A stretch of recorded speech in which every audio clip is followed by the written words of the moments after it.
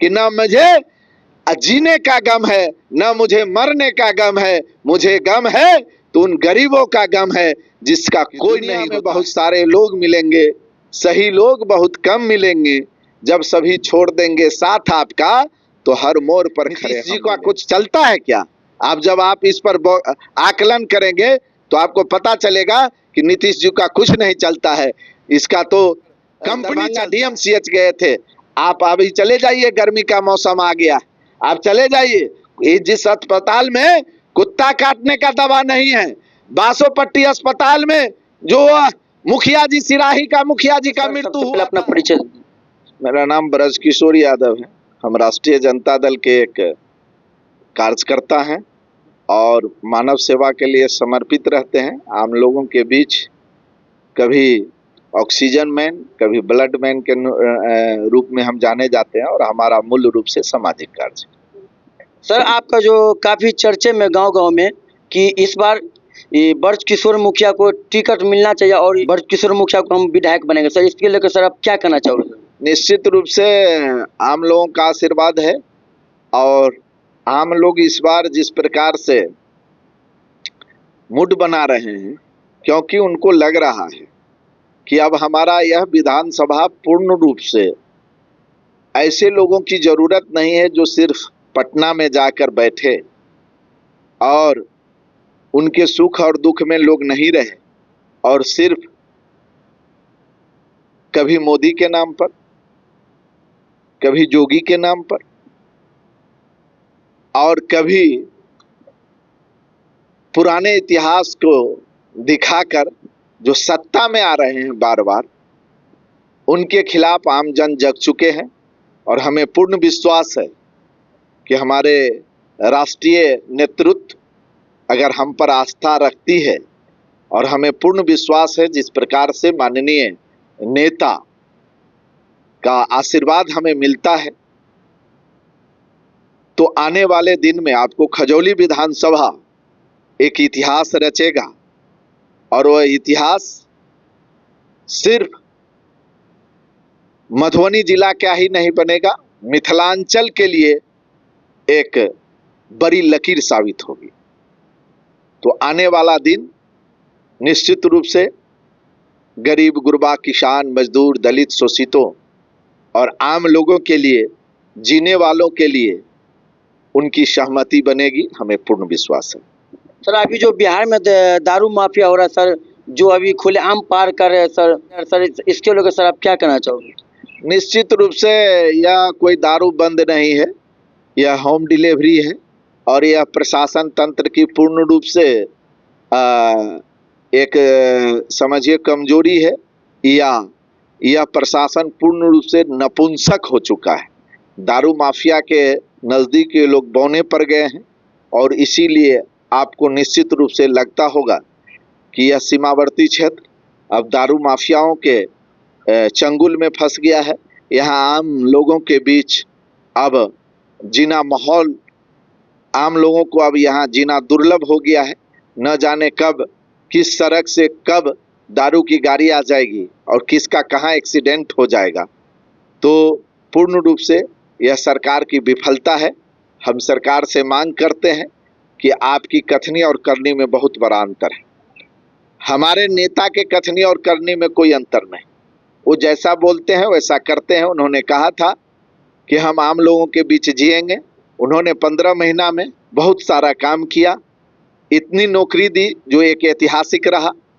गांधी मैदान में बुला के लोगों को नौकरी दिए जो एक इतिहास के पन्ने में स्वर्ण अक्षरों में लिखा जाएगा। आपने देखा जब स्वास्थ्य मंत्री था तो जो डायलिसिस होता है उसमें दवा फ्री किए। आपने देखा कि चाहे वो निश्चित रूप से ममता हो, आशा हो, चाहे वो जो भी छोटे छोटे टोला सेवक हो, जो भी छोटे छोटे कर्मचारी थे, उन तमाम लोगों के वेतनमान में बढ़ोतरी किए। जो भी छोटे छोटे जनप्रतिनिधि थे, चाहे वो मुखिया हो, सरपंच हो, वार्ड सदस्य हो, जिला परिषद हो, तो उनके भी वेतनमान में बढ़ोतरी किए। क्योंकि तेजस्वी जी जानते हैं कि गरीब गुरबाओं को आगे लाया जाए और उनको कोई देखने वाला नहीं है तो माननीय लालू प्रसाद यादव जी हमेशा गरीबों के साथ जीते थे, मरते थे। उन्हीं का जो अभियान है उनको हमारे नेता बढ़ा रहे हैं। उन्हीं का परिणाम है कि इन छोटे छोटे लोगों को भी वेतनमान बढ़ाया गया। और यह नीतीश कुमार जी की सरकार, जब एमएलए एमपी का वेतन बढ़ता है, चुपचाप तालियों की गड़गड़ाहट से बढ़ा दिया जाता है, लेकिन आम आवाम के लिए नहीं सोचता है। इसी प्रकार से निश्चित रूप से यही सब कुव्यवस्था है। उस कुव्यवस्था के खिलाफ आप जिस प्रकार से कह रहे हैं, यह भी प्रशासनिक विफलता है और निश्चित रूप से सरकार को इस पर सोचना चाहिए। सर, सुनने में है कि आपका दादी माँ भी मुखिया थे और आपका पापा भी मुखिया थे और वर्तमान में आप भी मुखिया हैं। निश्चित रूप से हमारी माँ, हमारे पिताजी मुखिया थे, दादी माँ नहीं। हमारी माँ अभी वर्तमान में मुखिया हैं, पिताजी मुखिया थे। निश्चित रूप से हम भी मुखिया रहे। तो एक लंबा फहरिस्त चलता रहा और यह सब आम जन और गरीब गुरबाओं का आशीर्वाद रहा, जो हमारे परिवार पर सदा विश्वास भी किए और सदा आशीर्वाद भी दिए। तो निश्चित रूप से हम दिल से बैरा पंचायत के उन तमाम मतदाता मालिकों को हम आपके माध्यम से चरण स्पर्श भी करते हैं और उनको हम एक बधाई भी देते हैं, संदेश भी देते हैं कि आज उसी वोट का परिणाम है कि आज आपका बेटा सिर्फ पंचायत में ही नहीं, इस विधानसभा ही नहीं, आपका बेटा का चर्चा राज्य और देश में होता है। जब आप पूर्ण रूप से देखेंगे, जब मेरा कोरोना काल का इतिहास निकालेंगे, तो जब आप हमको देखिएगा तो पता चलेगा दुनिया हमको देख रहा था, क्योंकि उस समय में सारे लोग सिलेंडर बोल गए थे, सारे लोग घर धर लिए थे। और हमें याद है कि जब हम ऑक्सीजन भराने के लिए जाते थे, सीसा जहाँ एक गांव है जहाँ ऑक्सीजन का प्लांट है, वहाँ जाते थे। उनके मालिक ने हमको पर्सनली एक रोज बजा के बैठा के कहे कि मुखिया जी, सब चीज़ तो ठीक है लेकिन इस चीज़ पर ध्यान मत दीजिए, क्योंकि बहुत तेज़ी से लोगों को लपेटा में आ रहा है। और मैं आपको विश्वास दिलाता हूँ, मैं अपने उस दिन भी उस ऑक्सीजन के सिलेंडर के जो मालिक थे, जिसकी कंपनी चलती थी, उनको हम दिल से धन्यवाद देते हैं, क्योंकि उन्होंने कहा था कि मुखिया जी, आपको जितना भी ऑक्सीजन का आवश्यकता होगा, बिना कोई परमिशन को हम आपको उपलब्ध कराएंगे। आज भी हम दिल से आभार व्यक्त करते हैं उनको, क्योंकि उन्होंने उस समय में विपदा के घड़ी में हमें सहयोग किया था। और हम उनको कहे थे कि जब हमको जाना ही होगा तो इसी माध्यम से चले जाएंगे, लेकिन आम जन के लिए हम जिएंगे। और हम आपको बता देते हैं कि सिर्फ अपने इलाके और जिला के लोगों को ने हम मदद किए थे, बिहार के कोने कोने से लोगों को हमने मदद किया था। चाहे आप पत्रकार हैं, पता कर लीजिएगा, हमारे जयनगर के पत्रकार हैं शिव कुमार जी, उनसे पता कर लीजिए, उनके सगे संबंधी मुजफ्फरपुर से आए हुए थे। कुछ लोगों को हमने हाजीपुर में मदद किया था, कुछ लोगों को हमने पटना में मदद किया था। ऑक्सीजन के बाद हमने उस समय में कुछ नेपाल से, काठमांडू से हमारे सगे संबंधी रहते हैं, कुछ दवा हमने वो भाइल मंगाया था, वो भी हमने लोगों को उपलब्ध कराया था। निश्चित रूप से उस समय के वर्तमान एसडीओ मैम को भी, उनके परिवार को भी हमने उपलब्ध कराया था। तो निश्चित रूप से यह सब चीज़ आम जन देखते हैं। आज भी जब कभी भी हमको, अभी भी हम ऑक्सीजन उपलब्ध कराते हैं। इस इलाके में जब डॉक्टर किसी परिवार को सहमति देते हैं कि आप अपने परिवार को, सदस्य को ले जाइए, इनको ऑक्सीजन की उपलब्धता चाहिए, तो लोग आज भी मेरे यहाँ आते हैं। मैं परसों भी जगदीश पासवान जी को 2 ऑक्सीजन सिलेंडर उपलब्ध कराए, फिर भी उनकी माता नहीं बच सकी। हम उनके माता के प्रति श्रद्धांजलि भी अर्पित करते हैं। और बहुत सारे लोग जिनको ऑक्सीजन, आज भी मेरे पास कई सिलेंडर रखे हुए हैं, 5-6 सिलेंडर तो हमेशा रहता ही है। इसी प्रकार से जब ब्लड की आवश्यकता है, कल भी हमारे 2 साथी जाके ब्लड डोनेट किए हैं। अभी तक हमने सैकड़ों नहीं, हजारों में ब्लड डोनेट करवाए हैं। लोगों को लगता भी है कि आखिर ब्लड कहाँ से आता है। साथियों, आपके माध्यम से हम आम जन को सूचित करना चाहते हैं कि ब्लड देने के लिए लोग हमारे यहाँ लाइन में लगे रहते हैं। आज भी मेरे पास, अभी हम लिस्ट निकालेंगे तो कम से कम सैकड़ों साथी आज भी ब्लड डोनेट के लिए हमारे पास उपलब्ध है। 12 बजे रात में भी जब आपको ब्लड की आवश्यकता होती है तो हम ब्लड उपलब्ध कराते हैं। जब सरकार की व्यवस्था फेल हो जाता है, साथियों, आज के डेट में जो नीतीश कुमार जी इतना सारा चीज बोलता है, अभी हम आपको कहते हैं जाके आप डीएमसीएच को रात में जाके चेक कराइए। डीएमसीएच में अभी प्लाज्मा नहीं है। प्लाज्मा ब्लड जो होता है, जिसकी आवश्यकता होती है, वो उपलब्ध नहीं है, आपको ब्लैक से लेना पड़ेगा। लेकिन हम लोगों के साथियों के द्वारा, जो बहुत सारे साथी हैं, उसके भी द्वारा हम लोग उपलब्ध कराते हैं। उसी प्रकार से ब्लड में जो आप देखते हैं, जो निश्चित रूप से ब्लड कभी कभी ऐसा होता है जो मधुबनी सदर हॉस्पिटल का तो बात ही छोड़िए, मधुबनी सदर हॉस्पिटल में तो रहता ही नहीं है। बहुत सारा ब्लड है जो नहीं रहता है, और जाइएगा तो आपका कई प्रकार से जो ओ निगेटिव के बारे में कहता है कि 2 यूनिट आप दीजिए तब 1 यूनिट उपलब्ध कराते हैं। मैं पूछना चाहता हूं सरकार से कि आपकी ये व्यवस्था 1 यूनिट तो कोई ब्लड उपलब्ध नहीं कराता है, और गरीब के लिए 2 यूनिट ब्लड कहां से आएगा जो आप 1 यूनिट ब्लड उपलब्ध कराइएगा। निश्चित तौर पर यही सब कारण है कि आपको पूर्ण रूप से सरकार फैल जहां से हो जाता है, वहां से ब्रजकिशोर यादव प्रारंभ करता है। इसीलिए हमने एक नारा दिया है, वह नारा आम जनों के बीच में है कि दुनिया में बहुत सारे लोग मिलेंगे, सही लोग बहुत कम मिलेंगे। जब सभी छोड़ देंगे साथ आपका, तो हर मोड़ पर खड़े हम मिलेंगे। तो जहां उनको परिवार का भी लोग छोड़ देते हैं, जब कोरोना काल में जब ब्लड देने के लिए परिवार का लोग भी छोड़ देते हैं, तो ब्रजकिशोर यादव को अगर कॉल आ जाता है तो ब्रजकिशोर यादव वहां से प्रारंभ करता है। इसीलिए पत्रकार महोदय, आप चले जाइए किसी कस्बा में, और आप जब हमारा नाम भी लोग नहीं जानता है, कोई कह देता है ब्रजेश, कोई कह देता है एगो मुखिया, कोई कह देता है ब्रिज किशोर, कोई कह देता है कुछ, लेकिन जब आप उसको तलाशिएगा तो वही ब्रजकिशोर नजर आएगा। इसीलिए आपको हम विश्वास दिलाते हैं कि आने वाले दिन में अगर कोई बड़ा परिवर्तन हुआ, अगर निश्चित रूप से परिवर्तन होगा, यह हमें पूर्ण विश्वास है। जिस प्रकार से आम जनों का आशीर्वाद हमें मिल रहा है, तो आपको इसी जगह से हम आपको बताएंगे कि अस्पताल में कैसे प्लाज्मा उपलब्ध हो रहा है।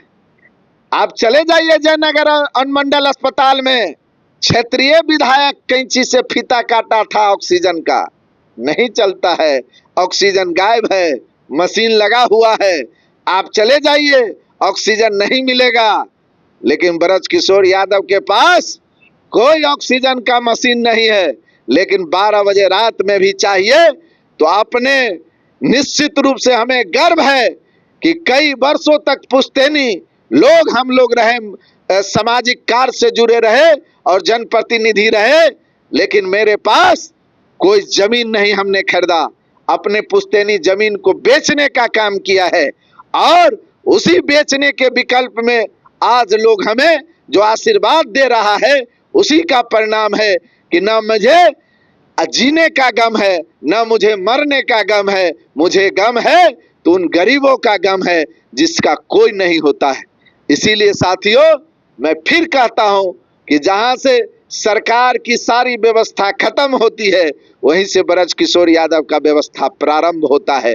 आज उसी का परिणाम है कि अगर आने वाले दिन में मैं कहता हूं कि राष्ट्रीय जनता दल इस बार मिथिलांचल में सुफरा साफ कर देगा नीतीश कुमार जी का। जिस प्रकार से क्षेत्रीय विधायक और क्षेत्रीय सांसद इस जिला में और मिथिलांचल में जो उसका कर्तव्य है, वह आम जन देख लिया है। अब चले जाइए हॉस्पिटल में, कल घूरन सदाई मरा, वह कौन है जिम्मेवार? कल आप चले जाइए भदौर में, जो राम जी जो जिसकी मृत्यु दिल्ली में हुआ, प्रवासी मजदूर था, कोई उनसे मिलने के लिए नहीं गया। चले जाइए फेट में, अरुण राम जी कोई नहीं मिलने के लिए गया। आप चले जाइए नरवा कचहरी, सादा जी जो प्रवासी मजदूर था, जिसका मैं रेलवे पर केस करके मैं केस लड़ रहा हूँ, अगर कागज चाहिए तो उपलब्ध करा दूंगा और उसका केस लड़ता हूँ। उस परिवार से कोई सांसद और विधायक मिलने के लिए नहीं गया, लेकिन कोई नेता, छोट भैया नेता, दलाल टाइप का नेता का परिवार में अगर मिल जाए तो वहां सांसद और विधायक का लंबी गाड़ी लगती है। सैकड़ों की संख्या में लोग उस परिवार से मिलने के लिए जाता है, क्योंकि वह दलाल उसको गांव-गांव में जाकर यही प्रचार करता है कि नीतीश कुमार का सरकार है तो आप अगर लालू जी के बेटे को लाइएगा तो जंगल राज आएगा। अरे वो जंगल राज नहीं था साथियों, मंगल राज था। अगर वह मंगल राज रहता तो सदैव से भी मिलने के लिए वीडियो आता, उस राम जी से मिलने के लिए भी विधायक आता, उस पासवान जी से भी मिलने के लिए सांसद आता। लेकिन आप किस मंगल राज की बात कर रहे हैं, जिस राज में आज दलाली हो गया, जिस राज में जातीय आवासीय प्रमाण पत्र पेशेंट का होम डिलीवरी हो रहा है अस्पताल में, उसको आप मंगल राज कहते हैं। लालू जी के राज में कोई आदमी हिम्मत नहीं करता था कि अस्पताल से किसी को हम भगा दें। लोग कहते हैं जब तेजस्वी जी की सरकार थी, हमें याद है कि 12 बजे रात में अनुमंडल अस्पताल में हमने फोन किया था स्वास्थ्य मंत्री जी के कार्यालय में, और 12 बजे रात में जब सर्प काटा था तो वहां पर दवा नहीं था, लेकिन डॉक्टर आया, 2 भाइल दवा उपलब्ध कराया और हम उस पेशेंट को लेकर दरभंगा DMCH गए थे। आप अभी चले जाइए, गर्मी का मौसम आ गया, आप चले जाइए, जिस अस्पताल में कुत्ता काटने का दवा नहीं है, बासोपट्टी अस्पताल में जो मुखिया जी, सिराही का मुखिया जी का मृत्यु हुआ था, किस सर्प से काटा हुआ मृत्यु हुआ था, भाइल के अभाव में हुआ था। इसके लिए दोषी कौन है? यह सारा सिस्टम जिम्मेवार है। इसीलिए सिस्टम को उखाड़ फेंकने की जरूरत है और सिस्टम को चेंज करने की जरूरत है। इसीलिए इस बार 2025 में तेजस्वी जी के नेतृत्व में सरकार बनेगा और मिथिलांचल से सुफरा साफ होगा। और निश्चित रूप से आपको हम पूर्ण विश्वास दिलाते हैं, जब सरकार बनेगी तो आपको हम आमंत्रित करेंगे, आप भी कभी हॉस्पिटल को चेक कर लीजिएगा, आप भी हमको कभी बुला लीजिएगा और 12 बजे रात में हम हॉस्पिटल में ही नजर आएंगे और आपको लगेगा कि परिवर्तन हो गया। ऐसे थोड़े होता है। आप देखें ना जयनगर में किस प्रकार से नंगा नाच हुआ है डॉक्टर का, कि एक डॉक्टर एक सामाजिक कार्यकर्ता पर केस कर दिया और उसका केस ट्रू हो जाता है और वो सामाजिक कार्यकर्ता आज बार बार भटक रहा है, मीडिया पर आया, गाली दिया गया सामाजिक कार्यकर्ता को, लेकिन उसको देखने वाला कोई नहीं है। इसीलिए परिवर्तन की लहर चल चुकी है और परिवर्तन होगा और 2025 में तेजस्वी जी की सरकार बनेगी। निश्चित रूप से मिथिलांचल में इस बार जो जनता दल यू के नेतृत्व में जो सरकार है उसका खाता नहीं खुलेगा। और जिस प्रकार से यहाँ क्षेत्रीय विधायक, क्षेत्रीय सांसद जो एक विडंबना कर रहा है, जो एक नाटक कर रहा है, अब आज जब समय आ रहा है तो अब लोग टोले टोले में घूर रहे हैं। आपको सदस्यता अभियान कराने के लिए टोले टोले जाते हैं, आपका कई प्रकार का कमिटियां बैठती है, आपका कई प्रकार का कमिटियां बंद होता है, आप शाखा सम्मेलन कराते हैं, आप अंचल सम्मेलन कर, आप कई प्रकार का संगठन बनाते हैं। और जब यह परिवार, क्या आपको नहीं पता चला कि घूरन सदाए DMCH में है? आप नहीं देखते हैं सोशल मीडिया, लेकिन कोई दूसरा चीज हो आपको तुरंत दिखाई नजर आ जाता है। लेकिन जब कोई अरुण राम की मृत्यु हो गई, आप नहीं देखे? तो जो घूरन सदाए का जो मृत्यु है ये कहाँ का रहने वाला? मेहतरपट्टी का है, बासोपट्टी प्रखंड के मेहतरपट्टी का है, जिसकी मृत्यु हो गई है इलाज के अभाव में, डायलिसिस के अभाव में। अरुण राम जो फेट के हैं उनका मृत्यु हुआ है, उनके परिवार से आप मिलने के लिए नहीं गए। यह कहाँ है? लेकिन यह तमाम चीज को आम जन इस बार देख रहे हैं और हम आम जनों से भी आग्रह करते हैं, विनती करते हैं, हाथ जोड़ के प्रार्थना करते हैं कि एक बार आप लोगों को भी जगना पड़ेगा। जब तक आप जगिएगा नहीं तो बाबा साहब भीमराव अंबेडकर ने कहा था कि अधिकार मिलता नहीं है, उसको छीना जाता है। और इसीलिए आपको बाबा साहब ने वोट का अधिकार दिया। इस बार आप वोट का प्रयोग कीजिए और सत्ता से बेदखल कीजिए नीतीश जी को। आपके नजदीक विधायक और सांसद आपके दरवाजे पर नजर आएंगे। जब तक आप परिवर्तन नहीं करेंगे तो लोग पूछता है कि किसी भी प्रकार से कैसे भी चलो, वोट तो हमको मिल ही जाता है, और जब उसको वोट मिल जाता है वो एमएलए एमपी बन जाता है, आपके सुख और दुख में खड़ा नहीं रहता है। इसीलिए इन्हीं शब्दों के साथ हम आप तमाम मीडिया के साथियों से एक आग्रह भी करते हैं कि बड़ा मीडिया तो दिखाएगा नहीं, गांव घर में जाएगा नहीं, उसको तो बड़ा चैनल चलाने से गोदी मीडिया को कोई फुर्सत नहीं है, उसको टीवी से कोई फुर्सत नहीं है, उनको बड़े बड़े लोगों से मिलने से फुर्सत नहीं है। तो आप ही लोग एक तीसरा आंख है जो इस सोशल मीडिया के माध्यम से आम जनों की बात आप कहिए और आम जनों की बात गांव गांव तक पहुंचाइए। माननीय नेता का जो एक नया अभियान चलाया है, माई बहन योजना, चाहे वो विधवा पेंशन योजना, चाहे वो गैस सिलेंडर की योजना, चाहे वो फ्री 200 यूनिट बिजली की, जो हमारी नेता ने जो घोषणा किया है, आप उसको गांव गांव तक जाके लोगों को जगाइए, पहुंचाइए कि दलित शोषितों की सरकार, गरीबों की सरकार तेजस्वी जी की ही नेतृत्व में बनेगी। नीतीश जी का कुछ चलता है क्या? जब आप इस पर आकलन करेंगे तो आपको पता चलेगा कि नीतीश जी का कुछ नहीं चलता है, इसका तो कंपनी चलता है, कंपनी से सरकार चलती है। तो कंपनी कैसे चलेगा? लाभान्वित जब होगा तब वो सरकार चलेगी, कंपनी चलेगी। इसीलिए इन्हीं शब्दों के साथ हम अपनी बात को समाप्त करते हैं और तमाम मीडिया के साथियों से हम बार बार निवेदन करते हैं कि गांव देहात की आवाज आप लोग उठाइए। धन्यवाद।